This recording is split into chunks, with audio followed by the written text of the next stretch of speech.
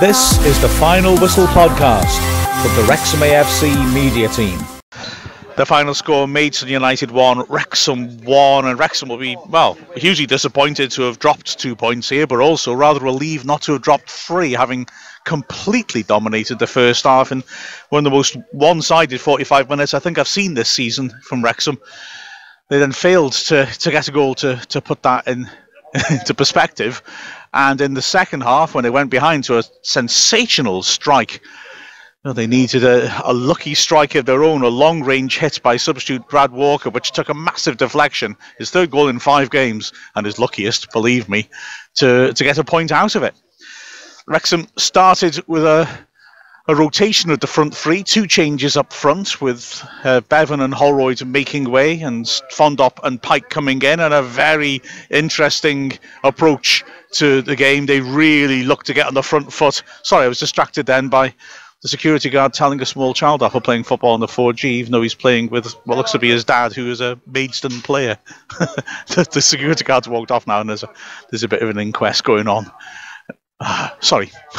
Very strange. Not helped by the fact the little boy, not understanding what's going on, is walking towards the security guard with the ball. He thinks the security guard wants him to play, but that's what he told him to do, is going off the pitch. Oh well, maybe I should stop commentating on that and get back to the actual game. Yeah, Wrexham starts out with real high intensity. It's clearly a game plan picked up from watching Maidstone that Wrexham were going to press really hard, get the ball in behind them early. Wrexham were a lot more direct than usual and were looking to force Maidstone back, get in behind them, and it worked. The first half, like I said, so one-sided. Wrexham, terrific tempo, terrific intensity, constant pressure on Maidstone. Maidstone made mistake after mistake. Part of the reason to say it's so one-sided was because Maidstone were forced into a procession of mistakes constantly. They never had time on the ball. They never looked really comfortable in Wrexham's half or their own. Wrexham won a number of turnovers high up the pitch. And, well, should have been ahead by half-time, but weren't, and that was decisive, really. First opportunity came a typical reward for Wrexham's approach. Akil Rice coming in to replace Brad Walker as a defensive midfielder, and I think that was part of this tactical switch as well. Instead of Walker sitting in, Rice was really pressing up and pressing and helping to push and force mistakes. Wright did brilliantly, pressing in the Maidstone box, winning the ball back.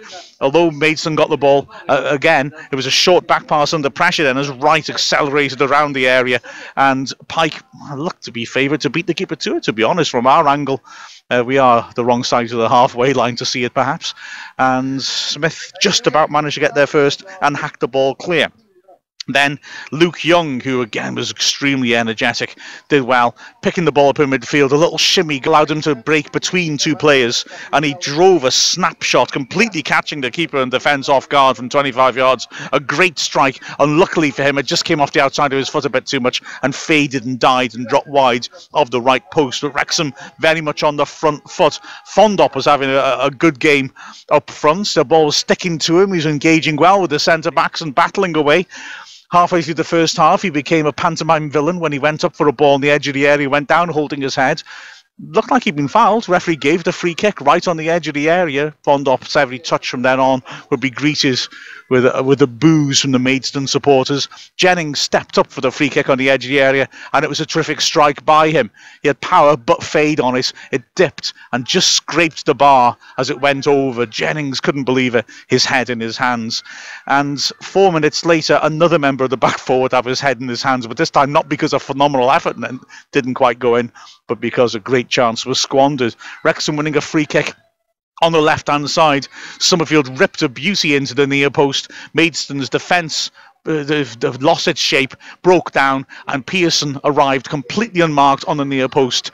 It looked like a simple finish, but he stretched, mistimed his lunge for the ball, and if anything, knocked the ball away from goal. A huge opportunity for Wrexham, a huge missed chance for them, and the chances actually did dry up a little bit near the end of the half. In fact, the only other opportunity of the first period fell to Maidstone, massively against the run of play. Watching their previous games, they seem to create more from set pieces on open play. A corner swung in from the left-hand side to the far post was half cleared. Walton on the edge of the area lurking did well to hook an instinctive ball back in towards goal. It was on target. came over the top of the crowd, and Leighton was faced with a difficult situation, did well to get his hands up and parry at a good instinctive stop because a man right in front of him was blocking his view. The unsighted keeper could do no more than push it down into the goal mouth, though, and luckily for Wrexham, they were able to get to the loose ball first and hack it away. A good save by Leighton, but that effort by Maidstone was really isolated in terms of threat by them. And the second half, you just thought, well, I must be honest, I assumed Wrexham would just continue the intensity, push on, and as you often see in games like this, in the end, they'd break through, and it'd be hard for the other side, run off their feet and hassled to come back into the game. And the first 10 minutes of the second half certainly continued the same pattern.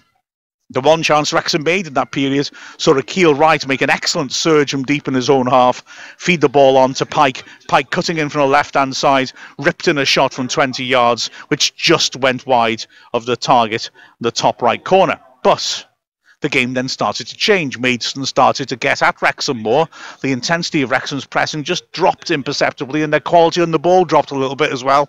And Maidstone started having a spell of pressure in Wrexham's half. They started winning throw-ins out the pitch. They were making chances, but they were getting into wide positions. They made an interesting and important tactical change as well, because Wrexham in the second half were really exploiting the diagonal, dropping it onto the head of Michael Phillips, the right back, for Akil Pike to bully him.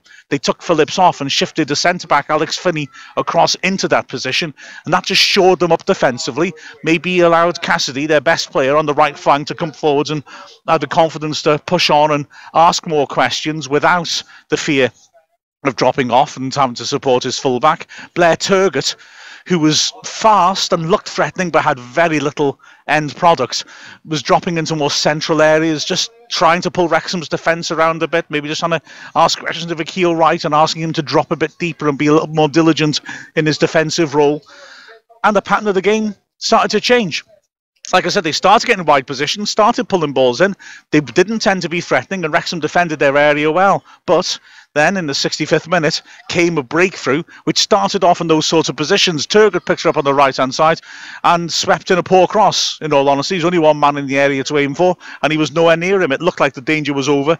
Roberts at the far post headed the ball clear, but the ball dropped out for Simon Walton, and he just gave it an almighty whack from 25 yards and hit the shot of his life. I think that's probably a reasonable assumption. He nailed it through the crowd, inside the left post. A wonderful strike. Leighton diving full stretch, had absolutely no chance at all, and Maidstone had managed to turn the game around and take the lead. Wrexham was stunned, and Maidstone continued to push on, and it was a little worrying for Wrexham that maybe Maidstone might grab a second, although they weren't really making many chances. One really good pullback found Turgott in a great position. He smashed his shot with power 10 yards out. Roberts made a superb block. Then in the 72nd minute, moments later, Wrexham found themselves level. Akil Wright had been brought off and Walker brought on, which led to that interesting little tactical change. Wrexham, when they went forward, switched to a bit more of a diamond once Maguire Drew was dropping in behind the strikers. Pike coming in narrow to help Fond up. Beg your pardon, but Walker's first intervention was unexpectedly to score the equaliser. Wrexham built the ball up well, patient play. When it fell to Walker, 25 yards out, he hit what looked like a very hopeful, speculative shot, but it took a massive deflection on the edge of the area. The keeper dived to cover the shot inside the left post. It dribbled inside the right post, and Wrexham were level. And maybe a year later, a little bit of payback for last season when Maidstone scored at the same end with a shot which took a similarly massive deflection to defeat Christian Dibble. Wrexham's only had a spring in their steps. 3 minutes later, Walker found himself in a similar position, and this time he struck the ball a lot better, but the ball just skimmed past the left post with the keeper Smith diving desperately. And then the game settled into a last 10 minutes in which perhaps both sides, while wanting the winner, weren't willing to make a mistake of committing too many men forwards in order to go for it. And there weren't many chances created. The one real opportunity, 8 minutes from the end, near post corner, half cleared, and there was Walton again, the scorer, in a promising position on the edge of the area. He drove in a shot, but it was well blocked in the packed box, and that was that. Wrexham in a game which, just like the Gateshead match perhaps, they failed to make as many chances as their approach play probably deserved. This time they've paid a price for it. An entertaining match, but ultimately Wrexham didn't come away with the victory. To hear more analysis of the match, have a listen to what James Harrison and myself had to say on Calon FM. This is the Final Whistle podcast from the Wrexham AFC media team.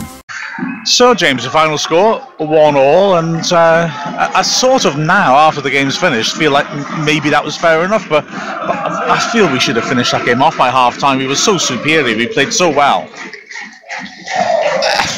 Yeah, I think the closing statement sort of sums it up. Again, a game we've dominated, and our lack of a clinical striker or clinical chances has cost us. And it's not the same story as last year, where we weren't creating chances last year at all. This year we are creating chances, we are getting into dangerous areas, but when we dominate like we did in the first half, that's where you need to score your goals. When you dominate a game, you need to score your goals, and that's your bread and butter. There will be games when you'll score against the run of play, but generally you want to score when you're on top. Yeah, absolutely. We were saying earlier on that I was a bit unhappy with the Gateshead game when everyone else was delighted with it, but my concern then was that despite being the better side, we didn't make enough chances, and I sort of felt that a bit today, really, because that first half was excellent. We were at it from the start. Our pressing was ferocious. The tempo was great. We put Maidstone in a place they didn't like to be. We really made life awkward for them. They weren't comfortable, and yet we weren't able to put the ball past them or really make enough chances, are we? Yeah, no, we weren't. And it's sort of Western-super-Mare. I know we got the 2 goals there last week, and we got 3 against Gateshead, but there were sloppy goals. It wasn't clear-cut chances, and it is becoming a bit of a theme and something perhaps that needs to be addressed, because everything else, midfield play, the defensive play, is good about this team. You can see why where we are in the league. You can see why we're challenging. We can see we're tough to beat. And no excuses for the 3G. We played well. We came out, perhaps had a point to prove with that. The intensity that we showed. Perhaps there was that intensity that we couldn't sustain for 90 minutes. Not because fitness is going to, you can train and be fit. I think we're a very, very fit squad, but to play at that intensity for 90 minutes is hard. So, with not then getting the goal when we played that intensity, are you almost on the back foot hoping something happens? I think that's a fair comment, and credit to Maidstone. I think did come back into it a lot more effectively in the second half as well. They made a sensible switch as well, taking off the right back who was constantly targeted by diagonals for Pike, switched the centre back over and closed that avenue down, and they did come into it as the second half went on, which is why ultimately maybe a draw was a reasonable outcome. And let's be honest, we needed a huge slice of luck at that deflected goal to get the draw. Walker did well when he came on, didn't he? Yeah, he did. The goal aside, which, let's face it, there's an element of luck that perhaps Wrexham have missed in past seasons. So let's take it when we've got it. But no, he looked composed on the ball. Different player than Akil Wright, even though Akil Wright's been sort of utilised a little bit in that defensive midfield position at times. But today, much more a box-to-box pressing midfielder. Wherever the ball is, you go chase it, and allowed Summerfield and Young to also do the same with the knowledge they've got pace behind them. Walker very much occupies that centre circle, shields left to right across, breaks up play well, and has the ball in his locker to unlock a defence. We've mentioned before sometimes he can be a little bit naive and sloppy in possession on the simple passes, but generally has a lot of composure. And I'd have liked to have seen Bevan on earlier, I think. Pike. A couple of good occasions for Pike, but just a little bit. I thought Fondop had a good game today, and I think the Bevan for Pike switch would have been the more sensible earlier in the game. Yeah, maybe so. The Walker change I think as well facilitated the slight change of shape we had. We stuck to 4-3-3 when we didn't have the ball, but when we had it, we often switched a bit more like a diamond. Maguire would drop into the hole, Pike would go up to support Fondop through the middle, and Walker would anchor the midfield. And it worked pretty well, because we did improve after Walker came on, especially after the goal, which seemed to give us a little bit of a boost.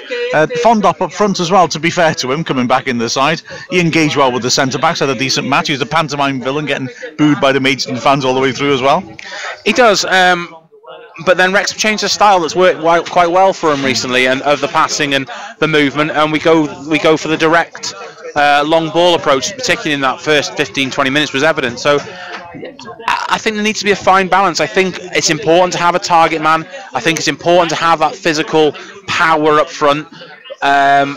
But it needs to knit in with the rest of the style of play. And I think Wrexham, when they have the ball at the feet, you've got players like Young and Summerfield and Brad Walker that are capable of defence-splitting passes. And we don't play that style of football when Fondop's on it. And it's strange because I think early in the season, when Fondop was on, those balls over the top of defences or for him to chase on past the centre-half were more effective, and that's where he got his goals from, not necessarily challenging the long ball and hoping he holds it up, because his touch isn't the greatest at times, and therefore it doesn't stick, whereas it does stick with Bevan. Yeah. It's well, we've got a minute to fight over who's man of the match, and I'm not sure where I'll go, because I guess Akil Wright, we've got to put a line through him. We thought he played well, but we subbed him just after the hour. Akil Wright was right up there. I think Luke Young was up there. He did fade, and I think Jake Lawler deserves a shade. I think he was a man mountain in the back. Summerfield had a solid game. No one had a bad game. Roberts and Jennings both really worked well to keep Cassidy and Turgott quiet, but supported well on the wings by Rutherford and Pike at times. So for me, you have the final decision, but I think it's between Lawler and Young for me. I agree. Maybe Young on balance, perhaps, although he faded a bit as the team did in the second half, but his energy was excellent, and he embodied that high press that helped us to perform so well in the first half. Yeah, and in fairness, I mean, Lawler's performed well since he's come in as well, but Luke Young has been consistent high performer in the last 4 or 5 weeks. Absolutely. So Wrexham emerged with a draw in the end. They'll be frustrated at that, especially after a dominant first half performance, but going behind to an incredible long range shot by Walton, and at least pull themselves back with an equaliser, a long range shot by Brad Walker, admittedly massively deflected. So with the final score of Maidstone United 1, Wrexham 1, some small measure of revenge from last season, we'll hand back to the studio. This is the Final Whistle podcast from the Wrexham AFC media team.